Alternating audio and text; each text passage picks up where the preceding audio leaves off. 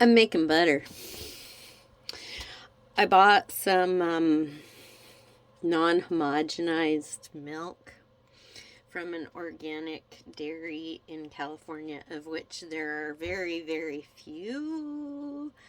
You gotta find a cow share or something if you want it from the cow, like raw, raw, raw, raw. I like it that way. I don't like this to drink. I have some in there. I've been using it to cook with, which is okay. Somebody told me in my 20s that I would outgrow my love of heavy, heavy consumption of dairy products. And that is very true. After I stopped having children, a few years after that, partially because after I kicked the cancer out of my body while I was pregnant, partially from using raw dairy. We moved and I did not have raw dairy available to me where I moved to, and so I just stopped consuming milk, and so I don't like drinking milk anymore. Although, if someone gave me a cup of fresh, ice cold raw milk, I probably would try that. So, anyway, this milk comes in a glass jar, and I didn't realize it was not homogenized. And I had a big fat old plug at the top of my milk because I had got whole milk. And so, yeah, I know I've been vegan for quite a long time. I started that pescatarian, something into vegan slash plant based eating back in 2016 in February, on February 1 to be exact. And as things in my body said, hey, cut these things out and add these things back in, whatever, I eliminate till I was on a very plant-based diet with next to no uh, anything, just close to vegan. But I did like do honey, and so I was not, and I wore leather. I'll stop wearing leather when we stop killing cows for meat, because until then it's a byproduct of that. So we're until the point where we're killing a cow for the leather, I'm not too worried about the leather. Um, Pros versus cons. I understand them all at this point. That is where I'm at. That may not be where I'm at next week. Today, that's still where I'm at. Anyway, so I had this big fat plug on the top of this dairy because I decided to try some milk. I have a little bit of cheese in my fridge. I bought some eggs and I did use one in the cookies today, which is the first time I've used eggs in cookies in quite a while. Usually use flaxseed substitute. It's clobbing together now. I know, that was a funny word, huh? So, I last made butter when I was in Texas doing my malignant melanoma recovery program with the use of dairy, organic, fresh, raw, organic, fresh, local dairy and organic produce, and very low processed anything else. At that point, I was still consuming meat and eggs and other things. At this point, I do primarily plant based, although I incorporate a little bit of cheese. Like I said, I have eggs in there, only about a half dozen. First time I've bought eggs in, I don't know, several years when it's just me in the house. So I'm slowly adding things back in, just watching what my body does now, because I am okay with that. It was, while I understand massive, CAFTAs are bad, just commercial agriculture, massive industry stuff is just not good. It's not good for the planet. It's not good for the animals. It's not good for the people that live around it. Stinks like high heck. Causes all kinds of problems because nobody should live in a confined area like that. Just shouldn't do it. You can live in a small space, but you gotta have room to get out and move around, and you should not be standing in your own shit up to your belly. That's just gross. So yeah, feedlots, commercial, it's bad. So hence I'm trying to avoid that as well. So I don't. Okay, there was about this much off of my half gallon. So probably about, this is a half pint, so probably about a half cup. I know, I'm not going to have a whole lot of butter. And I don't know how well you can see through there. I can start to see it shadowing a little bit more when I put a bright light directly there. So anyway, that was my excitement. Butter. So, yeah, I have not made butter since I had raw dairy available to me on the regular, and at that point in time, I made quite a bit.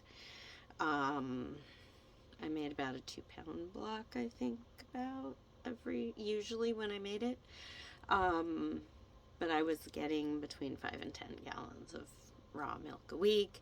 They skimmed the first fat off the top, and then it was whatever was left in it, but because it rose so much. So I would actually take all of that, skim that top off after I let it sit for about 12 hours in a cooler, in a big old, with these big old 5-gallon jugs, insulated jugs that we'd pick up our milk in.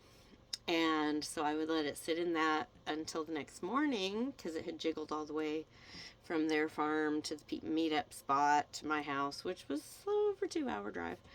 So I would let it sit on my counter, and then we would draw from the bottom.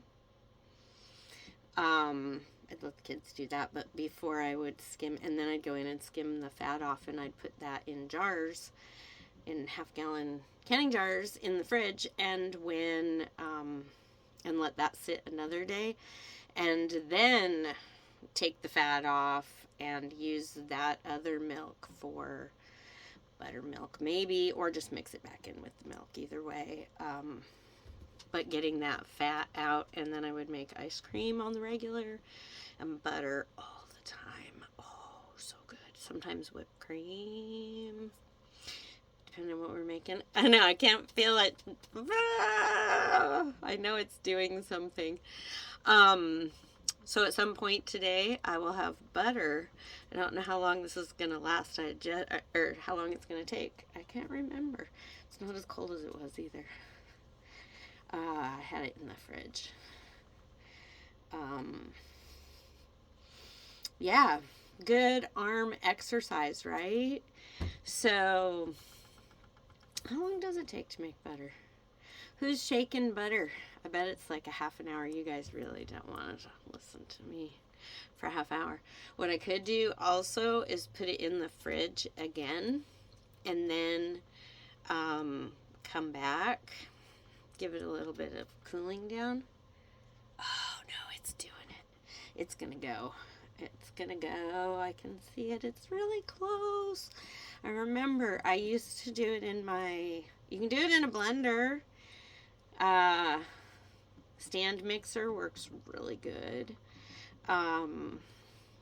Just put plastic wrap or a towel or something over the top and just start it on low, and then just let it go. In the blender, it's harder. You've got to scrape it down because it'll hit the sides and stick. You have to scrape it down a little bit in your stand mixer until it gets to a certain point. I would recommend a stand mixer over a blender. Food processor works good too, though. But just know, whatever you're using, if you think that you're not going to get moisture coming out of the top, like if you don't have a moisture lock on your food processor, if the top just sits on top of the bottom and liquid comes out, it will come out if you are making butter in that thing. I'm just letting you know. My favorite was my KitchenAid, because I had one, my KitchenAid stand mixer. Oh yeah, see, look, it's starting to separate or pull itself together now. So we are getting really close. Anyway, I would put it in there with a the splash guard on, because I have one. I would still drape a towel over the entire unit, and I would put one over the around where the splash guard goes, because it's messy. It just is. There's just remember that as you're whipping, basically, right? You're whipping the fat together, because that's what it's doing. See, look, it's sticking together and the milk solids are coming out. You're basically like throwing it against the walls of the thing to fling the moisture out of the fat. So as you're doing this, that moisture's got to go somewhere. So if it's not in a closed container, it's going somewhere. So butter churns were so tall, and they still sloshed milk out of the top of them. That's why you saw all the barn cats around the butter churns out in the milk barns, because they knew there was going to be milk slop. Absolutely knew it. See, look, it's clumping together now, whereas before it was like a really thick, chunky, smooth, like really, really, really thick, heavy cream, because that's what it was. Probably, I think European clotting cream, I believe, is close to what this was. I think so. Look it, it's doing it. It's doing it. Oh yeah, looky. Oh yeah, we are there. Oh my gosh, yes. Okay, so just at one point, just when you think you're gonna like, it's not gonna do it, it just clobs. So it just starts lumping up together. It will pick up, see? It's picking it all up off the jar. We're going to let it get all of it. Oh my gosh, I'm so excited. I'm so excited. I'm so excited you guys made butter with me. Is that super fun? Okay. So, okay. Oh, okay. So I'm going to do this for another minute. There's a little bit more there, but look at that. Look at that. Butter. Okay, we're gonna for another minute. And then I'm gonna show you another trick here. Oh yeah. There we go. Buttermilk's coming out now. See it? Oh, see that milk down there with the butter? Mm-hmm. Okay. Hold up. We are going to do this. I didn't think about that ahead of time. Silly me. Okay. It's okay. Dishes. Oh, did that one. Okay. So.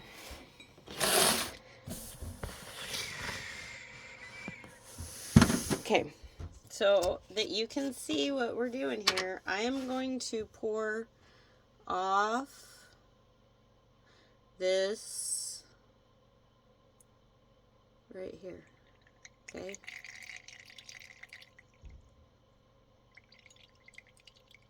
I'm not done with this, but that's okay. So you can tell that's, I poured it out of here.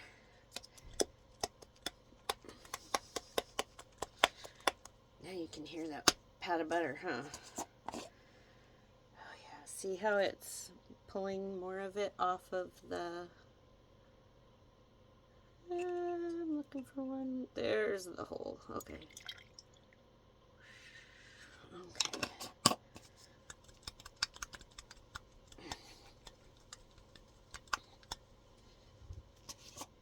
Okay, so here's where we start. Oh, I don't want any man's in there. I should just pour out. Okay. Okay, now what I'm gonna do, because you think I'm nuts, I can keep this like this, right? But what I actually used to do, is actually use these towels. Tea towels. See, there's still a little more in there. Okay, so you're thinking you got a pretty good glob of butter there, right? See my glob of butter? Did you know you could do that? As long as it's not homogenized. So when they homogenize milk, what they do is they whip it at such a high speed that it breaks the fat down. And therefore, it turns it into something your body doesn't actually know what to do with. Just letting you know. Homogenized milk, not really so good for you. Okay, so now what I'm going to do here is I'm going to take my tea towel. This is just calico fabric. It's like gingham, if you want to. My tea towels, I love them. Dish towels, tea towels. Okay, so this is what I do at this point, right? I put this on my tea towel. Scrape that. Okay. And then I'm going to show you how much more liquid is in here.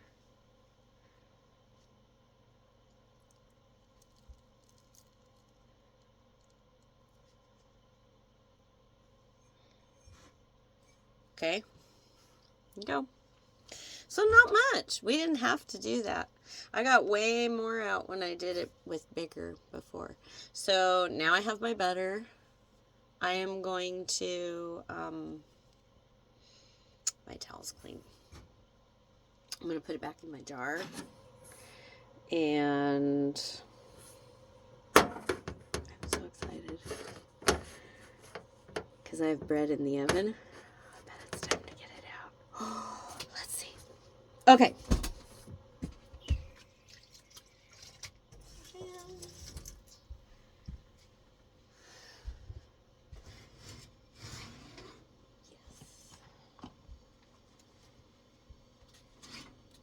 Oh, yeah.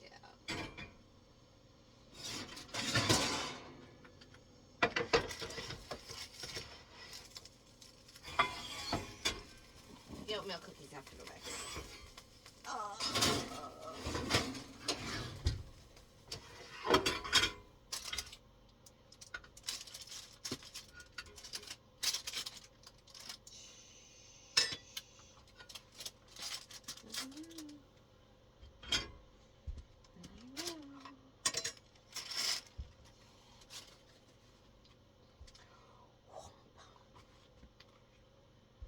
Look at my beautiful loaf.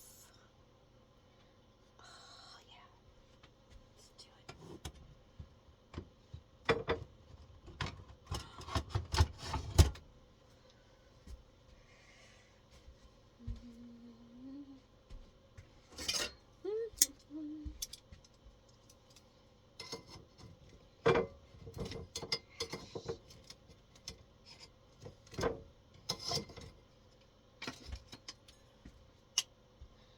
There we go, my loaf of bread to have with my butter.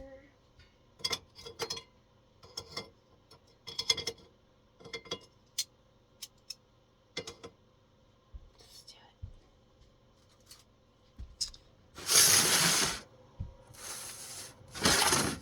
There we go. Oh yeah.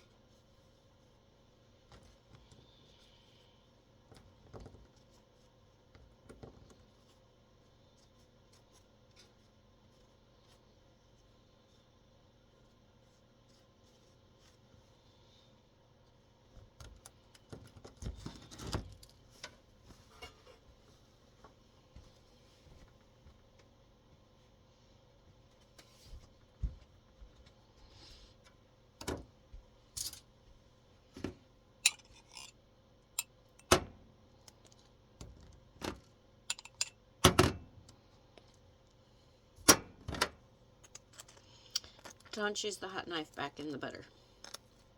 Words of wisdom. Yes. Oh my gosh. Hear that crackle? Yes. Hour and a half. Oh my God. Merry Christmas to you. Do something nice for yourself today. Do something fun. Do something that lights you up. I had the most fun today making, I still have a rye loaf back there. We'll see. The pieces that bubbled out turned out good. We'll see what happens with the rest of the pan. I can get it out without breaking it up. Bread is delicious. I have 3 more loaves unshaped in the freezer. Got a pan of oatmeal cookies. I'm going to make some pasta because, you know, let's just have some more flour. Anyway, I hope you all had a great day. Thanks for joining me, watching me making butter today on the tail end of my bread coming out of the oven. I hope you have a great holiday season, however you choose to celebrate or not, and that may your day be fantastic. May you make it everything you hope for,